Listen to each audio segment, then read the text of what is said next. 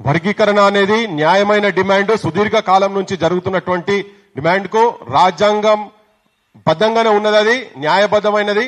దీనికి ఏ స్థాయికి ఎవరైనా గాని, ఏ సామాజిక వర్గాలకు సంబంధించినటువంటి ఏ మేధావులైనా గాని వస్తే కేవలం ఎంఆర్పీఎస్ ఉద్యమం నడిపేటోళ్ళే కాదు, మాదిగ సామాజిక వర్గం కాదు, మేమందరం కూడా ఉన్నాము. ఎక్కడికంటే అక్కడికి వచ్చేటందుకు, ఏ వేదికల మీద ఎక్కడ కూర్చున్నా గానీ చర్చ చేసేందుకు మా దగ్గర డేటా, స్టాటిస్టికల్ డేటా అన్ని ఉన్నాయి, లెక్కలు మొత్తం ఉన్నాయి. ఎవరి చేతులలో ఎంత సొమ్ము ఉన్నది, ఎంత ఎన్ని ఉద్యోగాలు ఉన్నాయి చెప్పి సంఘీభావము, మద్దతు ప్లస్ ఫిజికల్ గా పార్టిసిపేట్ చేస్తా అని విశ్వేశ్వరరావు సార్ చెప్పారు. Sir thank you.